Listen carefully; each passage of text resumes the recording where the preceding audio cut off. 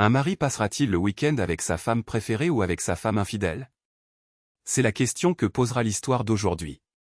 Thomas Stonewall Jackson, Tom ou Stone pour ses amis et sa famille, attendait avec impatience le week-end à venir alors qu'il rentrait du travail ce lundi-là.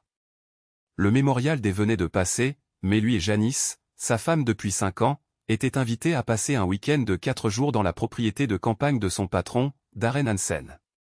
Darren était un associé principal chez Remington Law Group, où Janice travaillait comme parajuriste. Stone avait déjà son lundi de congé, il a donc pris un jour supplémentaire pour libérer le vendredi pour le voyage. Son patron, qui était aussi son père, eut la gentillesse de le laisser quitter le travail tôt le jeudi afin qu'il puisse faire ses bagages et prendre la route. Le trajet jusqu'à la propriété de Darren devait prendre environ 3 heures, compte tenu du trafic sur l'autoroute et des routes étroites et sinueuses y menant. Stone avait de grands espoirs pour ce week-end, mais les 2 derniers mois avaient été loin d'être idéaux dans sa relation avec Janice. Elle était devenue inhabituellement maussade et lui répondait fréquemment de manière abrupte sans raison apparente. Quant à l'intimité, n'en parlons plus. Ce qui avait été une activité fréquente, 3 ou 4 fois par semaine, s'était réduit à un exercice contraint toutes les 2 semaines, quand ce n'était pas moins. En mari attentionné et aimant qu'il était, Stone a essayé de parler à Janice, espérant l'aider à traverser ce qui la tracassait. Cependant, elle l'a éconduit, insistant sur le fait qu'elle s'en occuperait seule. Pour ne rien arranger, Janice avait commencé à rejeter toutes ses tentatives d'affection physique. Elle reculait souvent lorsqu'il tentait de la serrer dans ses bras ou de la réconforter. La situation était devenue de plus en plus insupportable pour lui et il commença à se demander si elle n'avait pas une liaison. Puis, un jour, elle lui annonça qu'ils avaient été invités à la propriété de campagne de son patron pour le week-end afin de célébrer sa promotion. « Une promotion ?» demanda Tom, confus. « Tu ne m'as jamais parlé d'une promotion. » Depuis combien de temps est-ce en préparation? Depuis quelques mois maintenant, répondit Janice. Désolé, j'aurais dû te le dire plus tôt. C'est donc pour ça que tu as été si distante ces derniers temps? Je crois que oui. Je suis désolé, chérie, je ne voulais pas être si dur avec toi. J'ai juste eu beaucoup de choses en tête ces derniers temps, dit-elle d'un ton apologétique. Tom sourit et la serra dans ses bras, bien qu'il ressentit une pointe de tristesse lorsqu'elle tressaillit légèrement à son contact. J'imagine, dit-il. Et moi qui m'inquiétais que tu puisses avoir une liaison. Il la sentit se crisper légèrement avant de se détendre rapidement. Bien sûr que non, dit Janice, presque trop vite. Je ne te ferai jamais une chose pareille. Tom entendit ces mots, mais quelque chose dans son ton ne lui plaisait pas. Je suis heureux de l'entendre, se força-t-il à dire, bien que son anxiété grandissante persistât. Parce que tu sais que c'est la seule chose que je ne tolérerai absolument pas. Je sais, répondit Janice doucement. Alors, penses-tu pouvoir partir tôt le vendredi? Quelques jours dans la nature nous feraient du bien à tous les deux, suggéra-t-elle. Certainement, dit Tom. J'ai une certaine flexibilité. Nous pouvons même partir le jeudi après que j'ai fini de travailler, si tu veux. Ce serait merveilleux, s'exclama Janice. Je préviendrai Darren et tout sera emballé quand tu rentreras. Je te promets que ce sera un week-end que tu n'oublieras jamais. Stone repensa à ces mots plus tard, alors qu'il s'arrêtait pour faire le plein d'essence de son nouveau pick-up F-150 à 4 roues motrices. Un week-end que je n'oublierai jamais, songea-t-il. Il ne pouvait qu'espérer qu'elle l'entendait de la bonne manière. Une partie de lui, cependant, avait des sentiments mitigés, surtout après une conversation plutôt sérieuse qu'il avait eue plus tôt avec son père et son oncle. En entrant dans l'allée, Tom coupa le moteur et se dirigea vers la maison. Fidèle à sa parole, Janice avait tout emballé et prêt à être chargé dans le camion. Vérifiant ses sacs, il s'assura que ses affaires étaient rangées et fut impressionné de constater que Janice avait même emballé ses articles de toilette. « Tu as assez d'affaires ici pour une semaine », plaisanta Tom alors qu'elle entrait dans la pièce, vêtue d'un short coupé et d'un t-shirt. « Je pensais que nous partions juste pour le week-end. »« Tu sais, j'aime être préparé à tout », rétorqua Janice avec un sourire. « Pourquoi ne charges-tu pas tout pendant que je finis de faire mes bagages ici ?» suggéra-t-elle. Tom vit des sandwichs sur le comptoir et la regarda ranger un panier de pique-nique avec des collations et des boissons pour la route, une habitude familière chez elle lors de leur voyage. GES de week-end. Ça a l'air tentant, dit-il avec un sourire. Peut-être que ce sera un bon week-end après tout. Il chargea tout dans le camion, aida Janice à finir d'emballer les provisions, ferma la maison à clé et partit. Ce week-end promet d'être le meilleur de ma vie, dit Janice avec admiration tandis que Tom conduisait. Fais-moi confiance, tu vas passer un excellent moment, répondit Tom, bien qu'il espérait secrètement qu'elle était sérieuse. Leur départ prit plus de temps que prévu en raison d'un accident sur l'autoroute qui avait immobilisé la circulation. En conséquence, ils avaient près de 2 heures de retard. Cependant, l'humeur joyeuse de Janice n'en fut pas affectée, ce qui fit plaisir à Tom. Il s'arrêta pour faire le plein d'essence une dernière fois avant qu'ils ne prennent enfin la route dégagée. Ils empruntèrent la route balayée par le vent, à travers des paysages vallonnés et boisés, le chemin étroit les menant finalement à la propriété de Darren. Il était bien plus de minuit lorsqu'ils atteignirent le portail de la spacieuse demeure à 2 étages de Darren. Janice avait reçu le code du portail à l'avance et ils arrivèrent bientôt devant une immense demeure en briques. « Bon sang, c'est une grande maison », s'exclama Tom en fixant l'impressionnante structure. 3 hommes en costume sombre et lunettes de soleil s'approchèrent du pick-up alors que Tom coupait le moteur. Il fronça les sourcils, confus, des lunettes de soleil au milieu de la nuit. « Je peux prendre nos bagages », dit Tom en ouvrant la porte arrière du pick-up. « Ce ne sera pas nécessaire, monsieur. C'est notre travail, dit l'un des hommes d'un ton dépourvu d'humour. Un autre homme s'avança et tendit la main. « Les clés, monsieur. Je vais garer votre voiture. »« S'il vous plaît, faites, » dit Tom d'un air sombre en lui remettant ses clés. Son regard s'attarda sur la veste de l'homme, non, sur la bosse distinctive qui indiquait qu'il était armé. Les 2 autres hommes s'emparèrent de leurs bagages sans un mot et disparurent dans l'obscurité, portant les lourds sacs avec aisance. « Merci, » dit Tom machinalement, bien qu'il ne pût se défaire d'un sentiment de malaise en regardant les hommes monter les marches. « Tu viens ?» demanda Janice. « Oui, bien sûr », répondit Tom en suivant Janice et les 2 hommes dans l'escalier. Il ne put s'empêcher de se demander pourquoi il devait être armé. Ça ne lui inspirait pas confiance. En entrant dans la maison, un homme grand aux cheveux noirs et bouclés les accueillit avec un sourire chaleureux. « Ah, vous voilà. J'espère que vous avez fait bon voyage, » dit-il joyeusement. Tom le reconnut immédiatement comme Darren Hansen, le patron de Janice. Il avait déjà rencontré Darren plusieurs fois lors d'événements d'entreprise. Avant que Tom ne puisse répondre, Janice s'avança et étreignit brièvement Darren avant de s'écarter. « Thomas, ravi de vous revoir. »« Je suis Darren Hansen, » dit Darren en lui tendant la main. « Bienvenue dans ma modeste demeure. »« Merci, c'est un plaisir de vous revoir, monsieur Hansen, » répondit Tom en lui serrant la main. « Inutile d'être si formel, Tom. »« Puis-je vous appeler Tom ?» demanda Darren avec un léger sourire. « J'ai l'impression que nous allons nous voir plus souvent maintenant que votre femme a été promue. »« Bien sûr, » répondit Tom. « Je suis désolé de notre retard. Il y a eu un accident sur l'autoroute, » expliqua Janice. « C'est ce que j'ai entendu, » dit Darren. « Je suis juste content que vous soyez arrivés sains et saufs. »« Les autres sont-ils là ?» demanda Janice, prenant Tom au dépourvu. Il ignorait qu'il y aurait d'autres invités.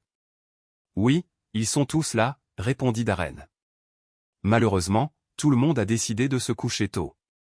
Nous voulons que tout le monde soit bien reposé pour la célébration de demain. » L'homme qui avait pris les clés de Tom revint et les lui rendit. « Merci, » dit Tom en glissant les clés dans sa poche. À ce moment-là, les 2 hommes qui avaient porté leurs bagages réapparurent du 2e étage. « Harold, conduisez les Jackson à leur chambre, s'il vous plaît, » ordonna Darren.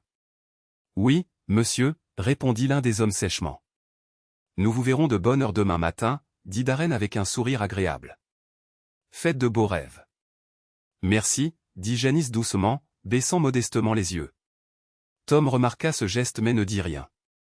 Il se contenta de l'enregistrer dans son esprit. Peut-être que papa avait raison, ça semble bizarre. « S'il vous plaît, » ordonna Harold d'une voix monocorde, leur faisant signe de le suivre. Tom et Janice suivirent Harold le long d'un escalier en colimaçon et dans 2 longs couloirs avant de s'arrêter devant une porte verrouillée. Harold sortit une carte clé, la passa devant le lecteur et la serrure s'ouvrit avec un déclic. « Allez-y, » dit Harold en leur faisant signe d'entrer. « Oh mon Dieu !» s'exclama Janice en pénétrant à l'intérieur. La pièce était spacieuse et magnifiquement meublée, une salle de bain privée avec une double vasque, une grande télévision murale en F. S d'un lit king size et une cheminée à gaz qui occupait la majeure partie d'un mur, lui donnant l'impression d'être davantage une suite de luxe qu'une chambre d'amis. « C'est très joli ici, » dit Tom, forçant une légère note de gaieté dans sa voix alors qu'il observait les lieux.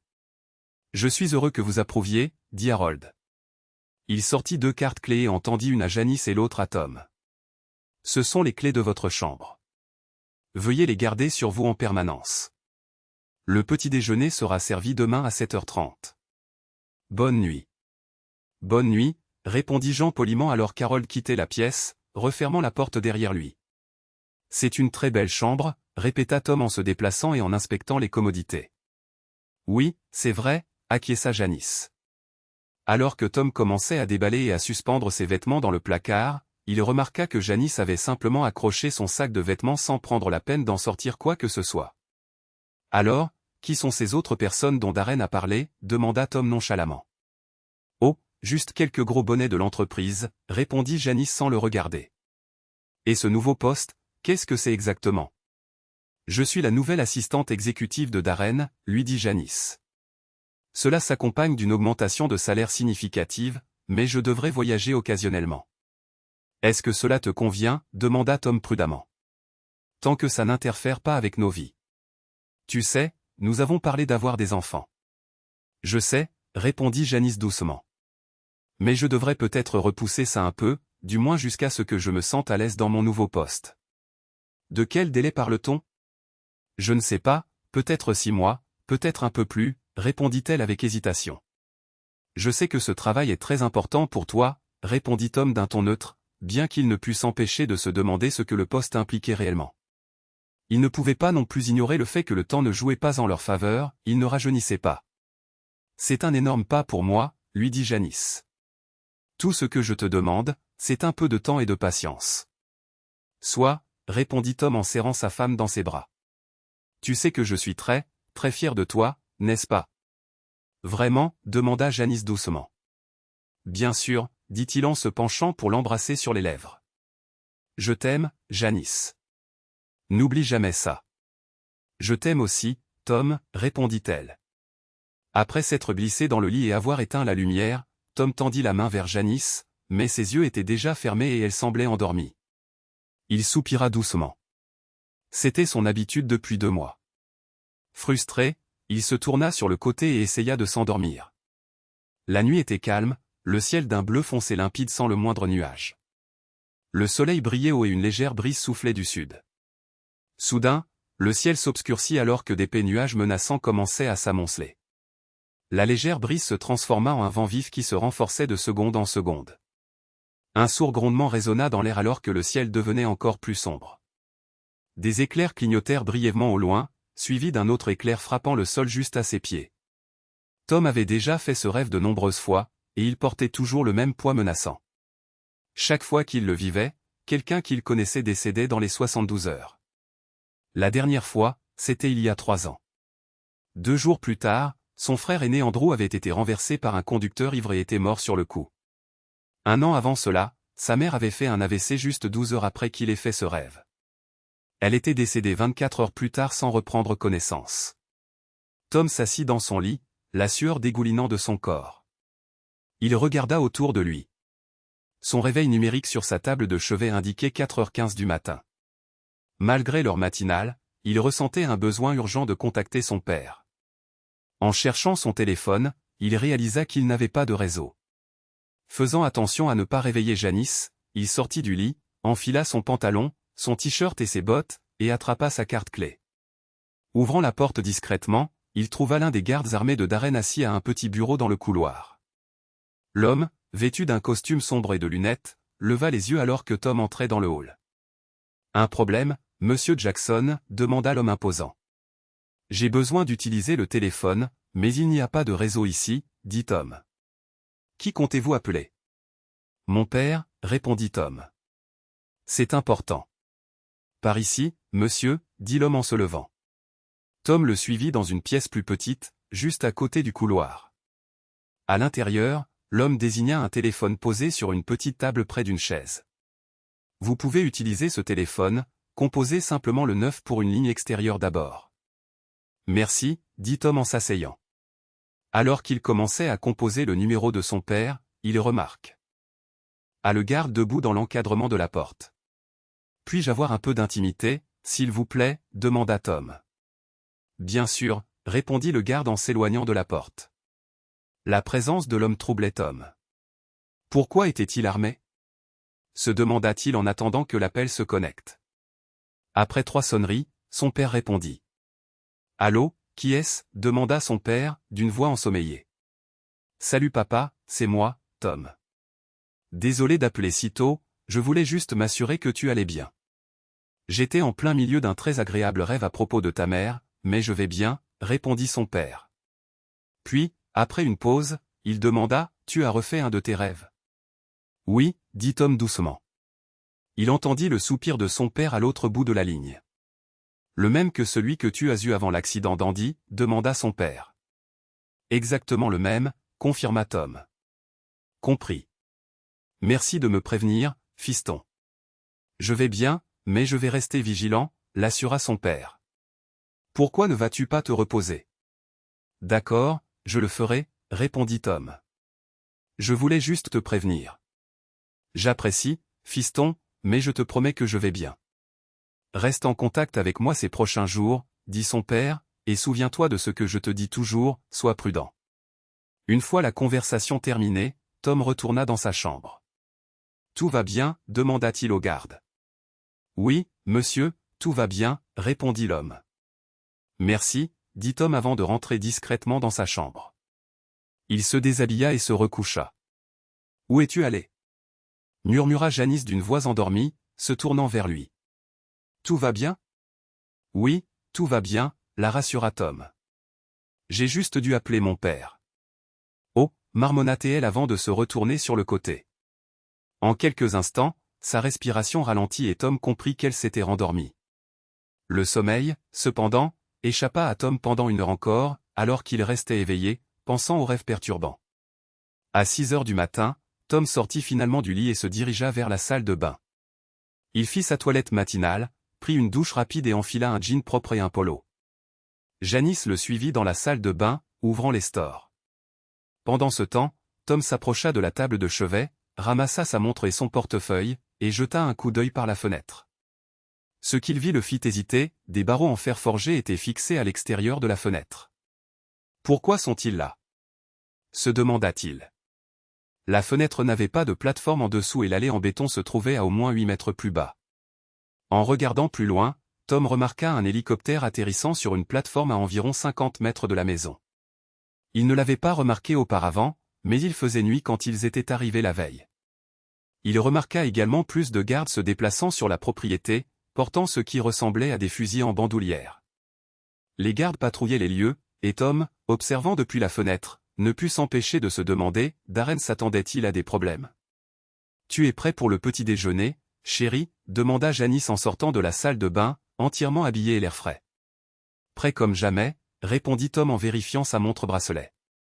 Qu'est-ce qui s'est passé la nuit dernière? Demanda-t-elle, sa voix calme et curieuse. Un autre rêve, dit Tom. Tu veux dire comme celui d'avant la mort de ton frère? Oui, exactement le même, confirma Tom. J'ai appelé mon père pour m'assurer qu'il allait bien. Comment va-t-il? Demanda-t-elle. Très bien, même si je l'ai réveillé d'un profond sommeil, répondit Tom avec un léger sourire.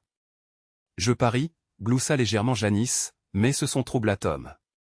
Il y avait quelque chose d'étrange dans sa réaction. Elle finit de s'habiller puis dit. Viens, descendons prendre le petit déjeuner. Je meurs de faim. N'oublie pas ta canne, lui rappela-t-elle en quittant la pièce. La canne avait été un cadeau du père de Tom, offerte après sa guérison d'une blessure qui avait changé sa vie, subie lors de son service en Irak. Son IV avait été touché par un RPG ennemi, et Tom avait passé des mois en chirurgie et en rééducation avant d'être réformé pour raisons médicales. Les médecins avaient sauvé sa jambe, mais sa hanche gauche avait dû être remplacée. Bien qu'il ait retrouvé la majeure partie de sa mobilité, il ressentait toujours des douleurs après une marche prolongée, il continuait donc à s'appuyer sur sa canne. Lorsqu'ils arrivèrent dans la salle à manger, Darren était déjà assis à table avec 3 hommes et une femme. Tom reconnut les hommes, c'étaient des cadres supérieurs du cabinet d'avocats de Darren, mais il ne se souvenait plus de leur nom.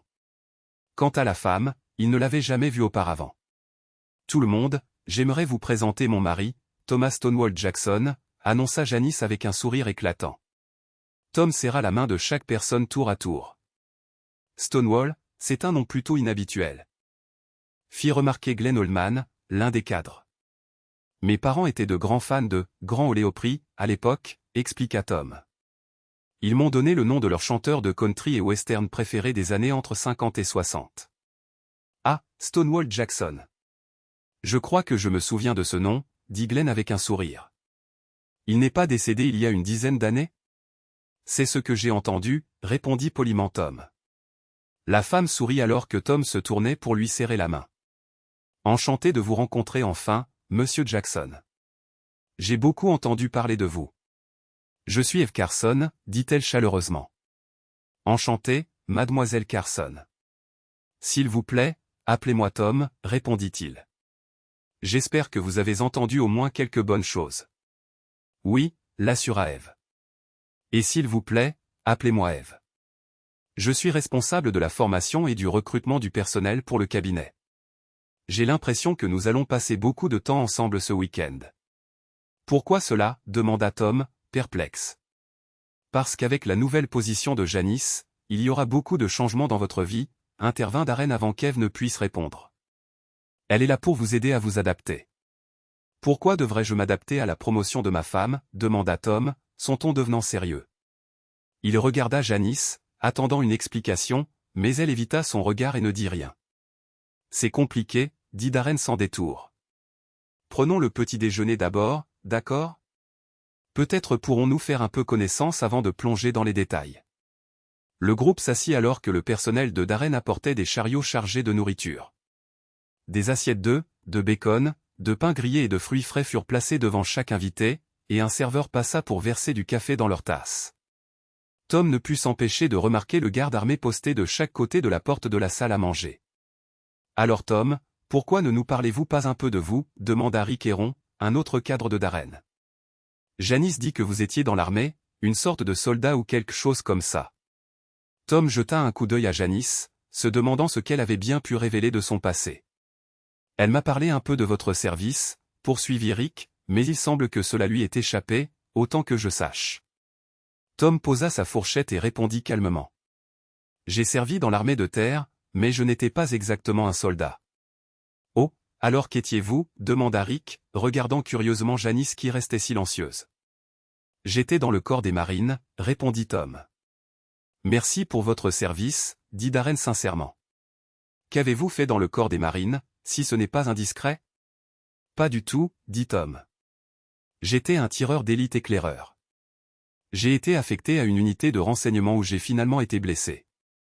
Tireur d'élite éclaireur, hein?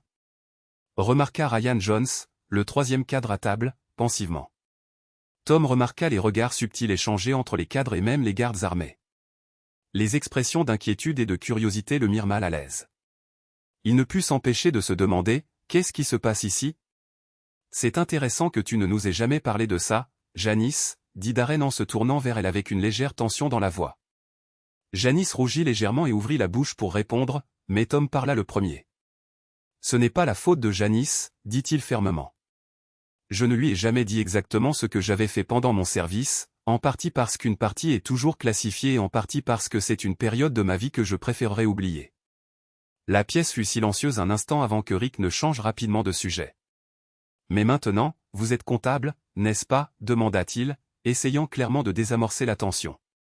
C'est exact, confirma Tom. Après ma libération, j'ai fait de la rééducation, puis je suis allé à l'université pour obtenir un diplôme en commerce. C'est là que j'ai rencontré Janice. Maintenant, je suis expert comptable judiciaire et je travaille pour mon père, dit Tom.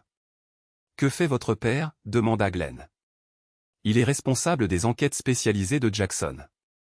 Il travaille principalement pour des entreprises, répondit Tom.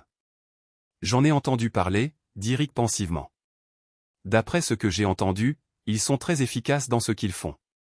Ils finirent le petit déjeuner en bavardant principalement, mais cela ne fit que peu pour apaiser le malaise croissant de Tom. Il avait appris sur le champ de bataille à faire confiance à ses instincts, car il lui avait sauvé la vie plus d'une fois, et à ce moment-là, son intuition lui disait que quelque chose n'allait vraiment pas. Eh bien, il semble faire une belle journée dehors. Eve, pourquoi ne feriez-vous pas visiter la maison à Tom pendant que nous nous rendons dans le jardin? Suggéra Darren. Bien sûr, Repo. NDIT Eve avec un sourire facile. Tom regarda Janice, essayant de lire ses pensées, mais son expression était indéchiffrable, le genre qu'il n'aurait pas voulu affronter lors d'une partie de poker. Viens, chérie, tout ira bien, dit-elle d'un ton encourageant, bien qu'il y ait une légère tension dans sa voix. Oui, d'accord, dit Tom à contre-cœur. Il se sentait profondément mal à l'aise face à toute la situation, mais il semblait n'avoir guère d'autre choix que d'accepter pour l'instant. Il attrapa sa canne et se tourna vers Eve. « Êtes-vous prêt ?» demanda-t-elle avec une vivacité qui semblait forcée. « Bien sûr », répondit Tom, espérant que le remous dans son estomac se calmerait. Janice posa sa main sur son épaule juste au moment où il s'apprêtait à partir. Il s'arrêta et se tourna pour la regarder. « Souviens-toi juste que je t'aime », murmura-t-elle. « Moi aussi je t'aime », dit Tom. Il se pencha pour l'embrasser, mais elle détourna le visage. Choqué et humilié, Tom recula et s'éloigna sans un mot, son silence lourd de douleur et de confusion. Alors qu'Eve et lui s'éloignaient de la maison, Tom ne put s'empêcher de remarquer les gardes lourdement armés à proximité. Tournant le dos à Eve, Tom sortit discrètement son téléphone et activa l'application d'enregistrement vocal. Étonnamment, il vit que son téléphone avait 2 barres de réseau, un signal faible mais suffisant pour passer un appel si nécessaire. Il remit son téléphone dans sa poche. « C'est tellement beau ici », dit Eve, essayant de rompre le silence.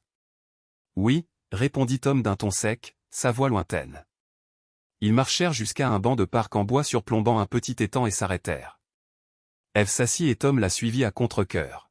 « Qu'est-ce qui se passe ici ?» demanda-t-il sans détour. « Vous êtes un homme intelligent, Tom, pourquoi ne le comprenez-vous pas vous-même ?» répondit Eve calmement. « J'ai une idée, mais c'est trop terrible pour y croire, » dit Tom. « Pourquoi ne me confessez-vous pas tout ?» D'accord, dit Eve après une pause. Comme vous le savez, Janice a été choisie comme prochaine assistante exécutive de Darren. Oui, je le sais déjà, Janice m'en a parlé. Mais ce n'est pas tout, n'est-ce pas? Non, admit Eve. Votre vie est sur le point de changer, Tom. Que ce changement soit pour le mieux dépendra entièrement de votre réaction. Les yeux de Tom se plissèrent. Vous savez, Janice ne cesse de dire qu'elle m'aime, mais honnêtement, je commence à avoir du mal à le croire. Elle vous aime vraiment, Tom, insista Eve. Elle veut le meilleur pour vous deux, c'est pourquoi elle est prête à faire tout ce qu'il faut pour assurer votre avenir. Tout ce qu'il faut? Répéta Tom, sa voix devenant plus froide. Vous soutenez votre femme et son. Des objectifs de carrière, n'est-ce pas? Demanda Eve. Bien sûr, j'en ai toujours eu, répondit Tom. Mais le malaise qu'il ressentait à présent était étrangement similaire à la sensation qu'il avait eue des années auparavant, en scrutant méticuleusement le sable à la recherche de mines, sous le couvert d'une cape dissipant la chaleur. Je suis contente de l'apprendre, dit Eve. Alors tu dois comprendre que la prochaine année ou deux ne sera qu'un obstacle mineur, un simple contretemps sur le chemin d'un mariage long et heureux. 1 an ou 2, demanda Tom sèchement. Elle a parlé de 6 mois. Pourquoi dis-tu ça? Qu'est-ce qui va se passer dans les 2 prochaines années? Eve hésita avant de répondre, mon rôle est de te préparer à ce qui va arriver et de m'assurer que tu comprends et acceptes pleinement les attentes de Darren te concernant, toi et Janice.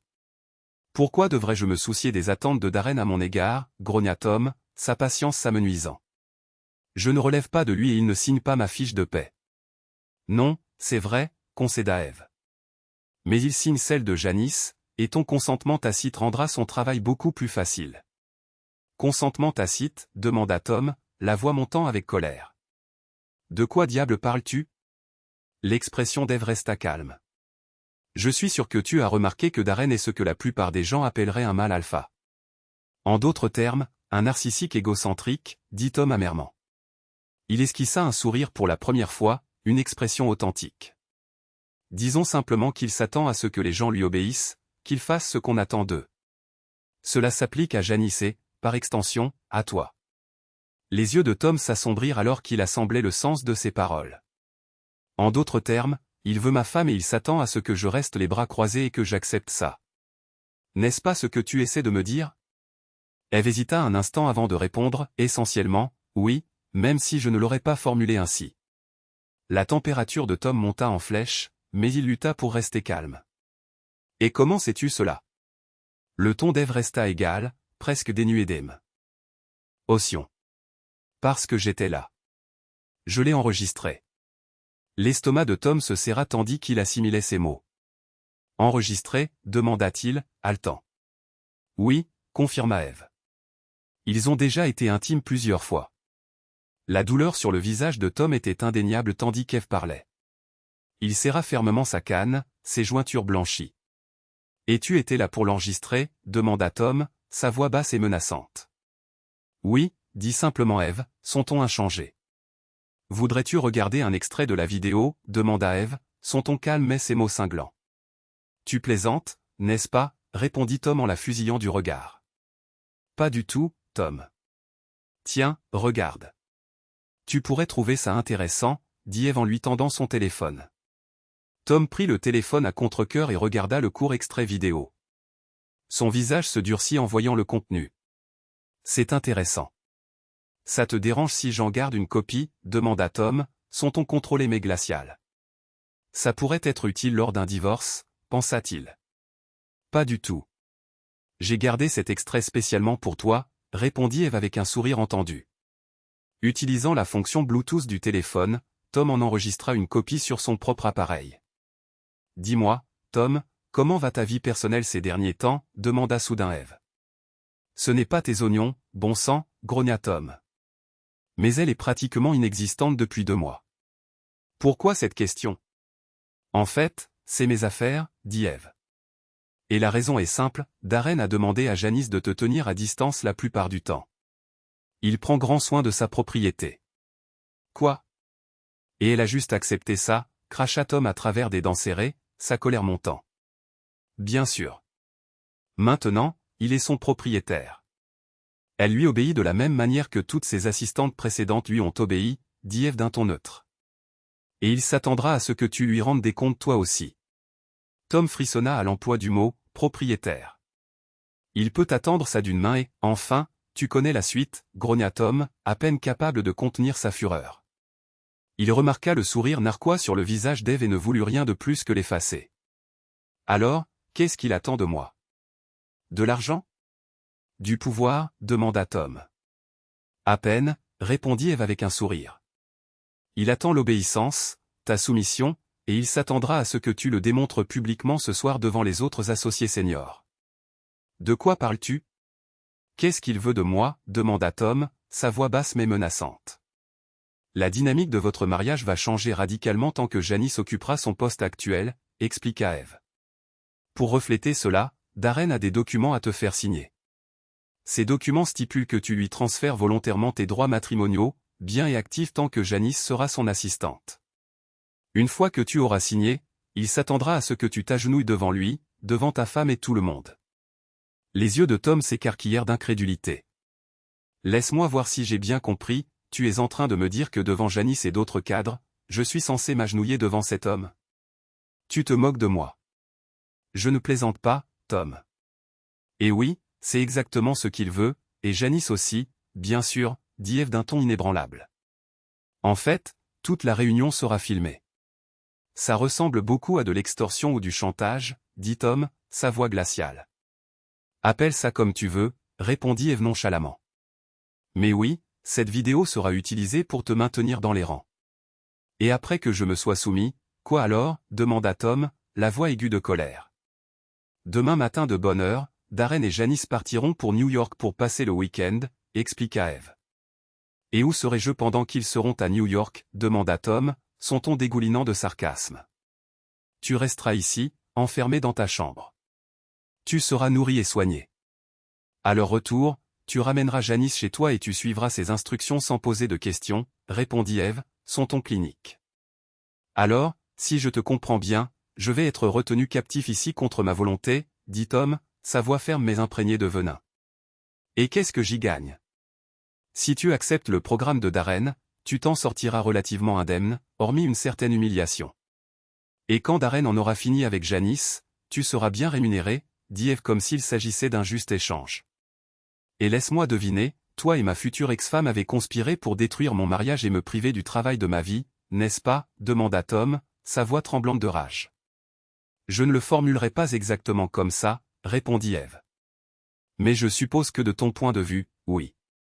A-t-il fait ça avec ses autres assistantes? Demanda Tom en plissant les yeux. Oui, admit Eve. Et ils ont accepté cette connerie? S'exclama Tom. Oui, dit simplement Eve. En fait, cela a procuré à leur mari un grand plaisir de voir leur femme accéder à de telles positions de pouvoir. Quel mal cela pouvait-il faire, ajouta Eve, comme si cela justifiait tout. Les poings de Tom se serrèrent. Tu peux lui dire que s'il essaie de me forcer à quoi que ce soit, je ferai tout ce qui est en mon pouvoir pour m'assurer que ce sera la dernière chose qu'il fera de sa vie. Le ton d'Eve s'adoucit légèrement. Je comprends que tu sois en colère, Tom, et tu as tout à fait le droit de l'être. Mais au final, tu as plus à gagner qu'à perdre. Et si je refuse de suivre tout ça, demanda Tom, sa voix basse et dangereuse. Disons simplement que tu n'aimerais pas les conséquences, répondit Eve. Certains ont essayé de combattre Darren et se sont retrouvés sans le sou. D'autres, condamnés pour des crimes intimes, ont fini en prison. Ce n'est pas une existence très agréable. Ça ressemble à une menace, rétorqua Tom. Appelle ça comme tu veux, dit Eve en haussant les épaules. Très bien, dit Tom froidement. Il sortit son téléphone de sa poche et arrêta l'application d'enregistrement vocal, sauvegardant le fichier.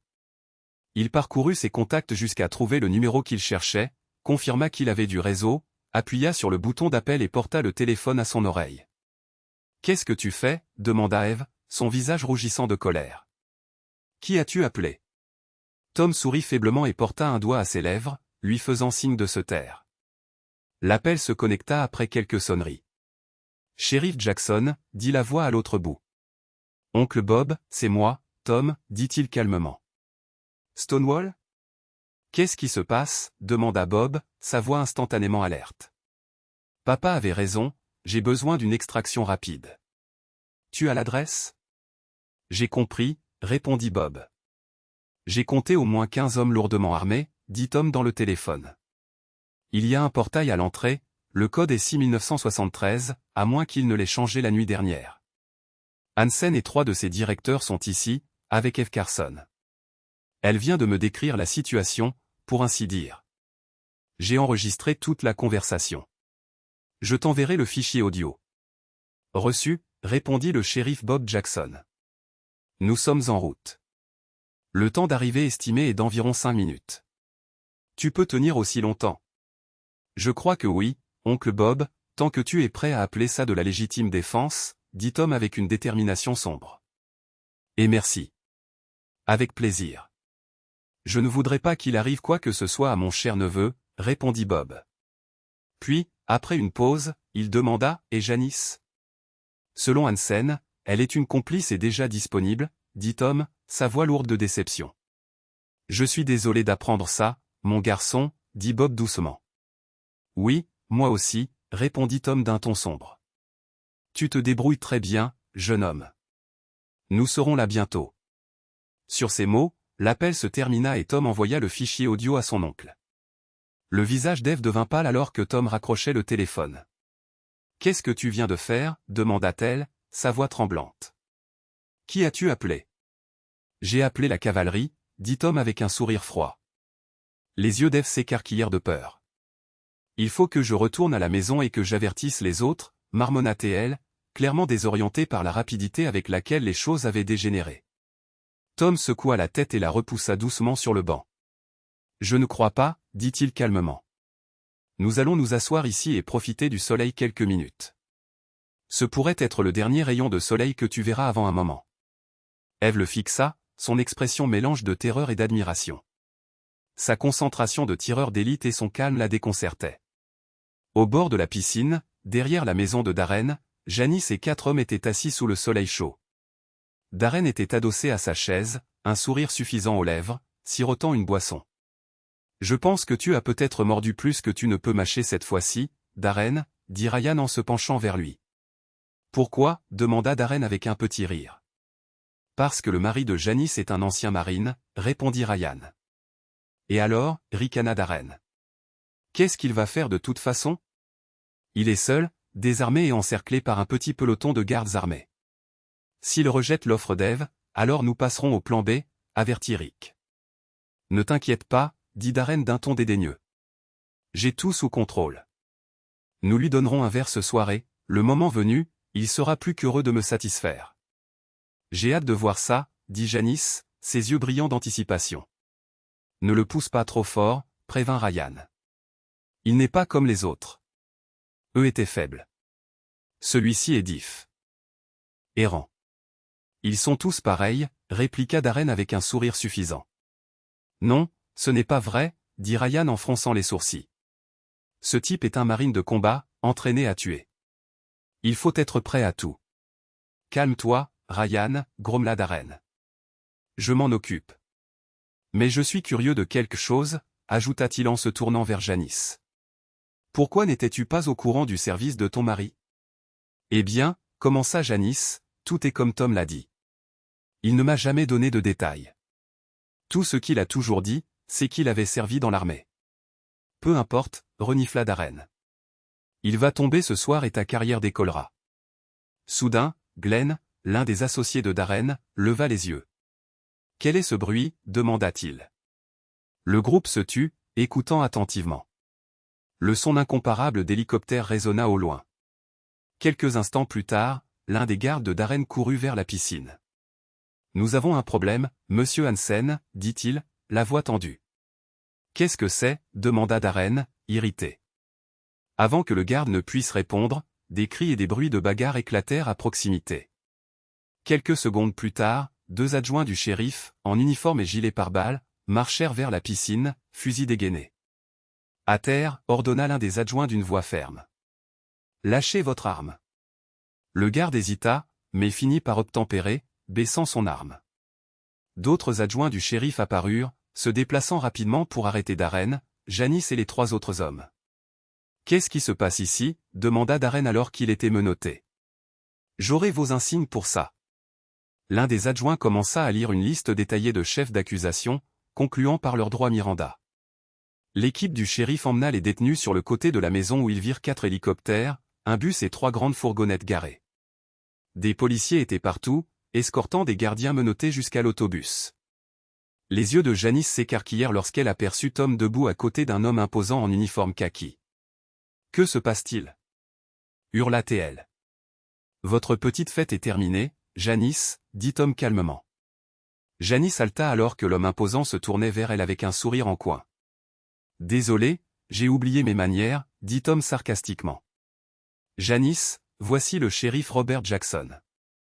Tu te souviens de mon oncle Bob, n'est-ce pas? Oncle Bob? Murmura Janice, le visage pâle. Je ne savais pas que vous étiez le shérif. Ça a dû vous échapper, dit Bob avec un sourire. Tom, s'il vous plaît, tout cela est un énorme malentendu, vous devez me croire, s'écria Janice, la voix tremblante de désespoir. Non, Janice, dit Tom froidement. Je n'ai pas à te croire. En fait, je ne crois pas avoir jamais été aussi choqué et déçu de ma vie. Janice le regarda fixement, les yeux embués de larmes. Tom lui prit la main gauche et retira les alliances de son doigt. Je verrai mon avocat dès que possible pour déposer une demande de divorce, dit-il fermement. À partir de maintenant, tu es morte pour moi, tu comprends? Tom, attends, s'écria Janice, mais il lui tourna le dos. Non loin de là, Darren grogna de frustration, luttant contre les adjoints qui le retenaient. Je serai sorti de prison en un rien de temps, grogna-t-il, et quand ce sera le cas, je te tuerai. Tu m'entends, espèce de... Ça me semble être une menace, qu'en pensez-vous, oncle Bob? Demanda Tom, d'un ton calme mais empreint de sarcasme. Bien sûr, ça m'a aussi semblé être une menace, répondit Bob avec un petit rire. Nous allons juste ajouter cela à la liste des accusations portées contre lui. Cela contribuera à garantir qu'il ne sera jamais libéré sous caution. Bob se tourna vers les adjoints, emmenez ces gens et sortez-les d'ici. Ordonna-t-il. Les adjoints du shérif obéirent immédiatement aux ordres et commencèrent à faire monter les criminels dans l'autobus. Tom et Bob regardèrent les criminels être emmenés, et Tom ne pouvait se défaire du sentiment que les dernières années de sa vie n'avaient été qu'un mensonge. Il avait aimé Janice dès le moment de leur rencontre, et maintenant, tout était brisé. Bob tapota l'épaule de Tom. « Tout va s'arranger, mon garçon, fais-moi confiance, dit-il, d'une voix rassurante. Bob avait lui-même divorcé d'une femme infidèle de nombreuses années auparavant et connaissait la douleur que ressentait Tom. « Merci, oncle Bob, répondit Tom doucement. De rien, mon garçon. Si tu as besoin de quoi que ce soit, appelle-moi, et dis à ton père que je lui ai dit bonjour. Je crois qu'il a une bouteille de son meilleur vin qui t'attend pour ta visite, ajouta Bob avec un sourire. Je le ferai, dit Tom, la voix empreinte d'émotion. Est-ce sûr pour moi de récupérer mes affaires? J'ai besoin de foutre le camp d'ici. Certainement, répondit Bob. Ils ont presque fini à l'intérieur de toute façon. Après qu'ils se furent dit au revoir, Tom fit ses bagages et partit. Plus tard, il rencontra son père et l'avocat de la famille pour déposer les documents de divorce, conformément au contrat de mariage qu'ils avaient signé avant leurs noces. Tom attendit que les papiers soient signifiés à Janice avant de lui rendre visite à la prison du comté. Ce sera la première et la seule fois que je te rendrai visite, Janice, dit Tom froidement alors qu'elle prenait place. La loi m'oblige à m'assurer que tu as ces documents. Je les ai pris, répondit Janice doucement. Je les ai déjà signés et renvoyés. Bien, dit Tom, la voix sans émotion. Comme tu peux le voir, j'ai respecté le contrat de mariage. J'attendrai la fin de ton procès pour me débarrasser de tes affaires. J'apprécie, murmura Janice. Il y eut un long silence avant que Tom ne reprenne la parole. Il y a quelque chose que je ne comprends pas, comment as-tu été impliqué dans tout cela? Janice leva les yeux, le visage rempli de honte. Tu entendras les détails sordides au tribunal, mais voici la version courte, commença Tom. Je me doutais que quelque chose se tramait quelques mois avant ce week-end-là, mais je n'avais aucune preuve. Environ 4 mois avant ce jour-là, l'ex-mari d'une des assistantes de Darren est venu voir papa avec une histoire folle. Il a apporté plusieurs feuilles de calcul et documents que son ex-femme avait obtenus du système de Darren. Papa m'a demandé de les examiner, et nous avons trouvé ce que nous cherchions, des preuves de transactions financières avec des personnages louches. Janice le fixa, son expression empreinte d'incrédulité. Ton amant a fait un excellent travail pour les cacher, continua Tom, mais pas suffisamment bien. Quelques semaines avant ce week-end-là, papa a tout remis aux fédéraux. Il prévoyait de perquisitionner vos bureaux en juin. Papa m'a dit d'être prudent, alors nous avons contacté mon oncle Bob, le shérif du comté où se trouve la propriété de Darren. Janice cligna des yeux, son visage mêlant choc et culpabilité. J'espérais que rien ne se passerait, mais ce n'est pas ce qui est arrivé. Si Carson m'avait dit ce que toi et ton amant prépariez. Au fait, j'ai enregistré cette petite conversation. Je suis content que nous vivions dans un état qui n'exige que l'autorisation d'une seule partie pour un enregistrement. Le visage de Janice devint rouge alors qu'elle prenait conscience de la gravité des paroles de Tom. J'ai quelques questions pour toi, dit Tom, d'une voix basse et délibérée. Combien de temps avant ce week-end as-tu couché avec ton soi-disant un maître? Environ 2 mois, répondit Janice, la voix à peine un murmure. Les yeux de Tom s'écarquillèrent légèrement. C'est à peu près à ce moment-là que les choses ont commencé à mal tourner pour nous, dit-il plus à lui-même qu'à elle. Est-ce lui qui t'a dit d'intercepter mes communications? Oui, dit-elle doucement, le visage brûlant de honte. L'expression de Tom se durcit. Alors peut-être devrais-je me faire dépister pour des maladies, dit-il sans détour, faisant tressaillir Janice. Bien sûr, tu savais que je n'aurais jamais accepté ça de mon plein gré. Je préférerais mourir d'abord. Alors pourquoi? Parce que j'étais tellement amoureuse de Darren que j'aurais accepté tout ce qu'il voulait, dit Janice, la voix tremblante. Tu ne comprends pas, il aimait le sentiment de pouvoir sur tout le monde autour de lui. Et si je n'obéissais pas? Il avait ce qu'il appelait le plan B. Le plan B? Répéta Tom. Oui, des substances interdites, admit Janice. Ils ont trouvé une fiole qu'il avait l'intention d'utiliser contre toi. Les yeux de Tom se plissèrent. C'est intéressant, parce qu'ils ont trouvé tes empreintes digitales partout sur la bouteille, dit-il en regardant le visage de Janice s'effondrer. Cela me dit que tu faisais partie de son complot contre moi. Non, non, je n'ai jamais voulu te faire de mal. Sanglota Janice. Les preuves suggèrent le contraire, Janice, dit Tom, la voix froide. Tu ne m'as pas seulement trompé, tu as comploté avec ton soi-disant maître pour me détruire en tant qu'homme. Tom marqua une pause, la laissant digérer ses mots avant de porter le coup de grâce. Alors il n'y a pas de retour en arrière, pas de pardon, rien. Comme je te l'ai dit ce jour-là, tu es morte pour moi. Le visage de Janice se froissa de chagrin, mais elle ne tressaillit pas. Tom se leva, ses mouvements délibérés. J'ai déjà perdu assez de temps avec toi. Au revoir, Janice. Profite de ce qui reste de ta misérable vie. Après plusieurs comparutions devant le tribunal, Janice, Darren, Eve et d'autres ont été reconnus coupables de toutes les accusations portées contre eux. En tant que cerveau, Darren a été condamné à la prison à perpétuité dans une prison fédérale, sans possibilité de libération conditionnelle. Les 3 dirigeants impliqués dans les stratagèmes financiers illégaux de Darren ont été condamnés à 20 ans de prison. Eve et Janice ont toutes deux été condamnées pour leur rôle dans le complot, bien que les modalités exactes n'aient pas été précis. Plusieurs autres employés du cabinet ont également été inculpés pour leur rôle dans le complot. Cependant, beaucoup d'entre eux ont soutenu le témoignage de l'État contre Darren et ont obtenu l'immunité dans le cadre d'un accord de plaidoyer. Quand la poussière est retombée, le jadis prestigieux cabinet d'avocats Remington n'existait plus. Le divorce de Tom avec Janice se déroula rapidement et sans complications, en grande partie en raison de son emprisonnement. Une fois les papiers finalisés, Tom emballa toutes ses affaires et les plaça en entrepôt, permettant à ses parents de venir les chercher à leur convenance. Le 4 juillet, Tom, son père et Bob célébrèrent le jour de l'indépendance comme le reste de la nation, avec un barbecue et des feux d'artifice. Pendant la célébration, Bob présenta à Tom une invitée qu'il avait amenée. Tom fut instantanément captivé par la séduisante et svelte brune se tenant devant lui. Son sourire confiant et ses jambes musclées, mises en valeur par un short en jean court, lui rendaient difficile de ne pas la fixer. « Mon garçon, voici Mara Simmons, » dit Bob avec un sourire. « Elle vient de déménager de Dallas et a commencé à travailler avec moi il y a quelques semaines. »« Vous êtes adjointe du shérif ?» demanda Tom curieusement. « Bien sûr, » répondit Mara, son sourire confiant illuminant son visage. « C'est aussi une ancienne marine » ajouta Bob. « Police militaire, comme ton père. » Mara haussa un sourcil et sourit à Tom.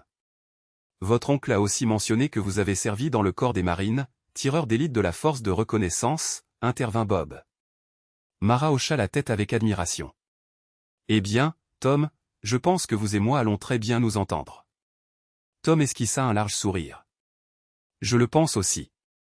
Tu vas offrir une bière à la demoiselle ?» taquina Mara. « Bien sûr, » répondit Tom avec un petit rire.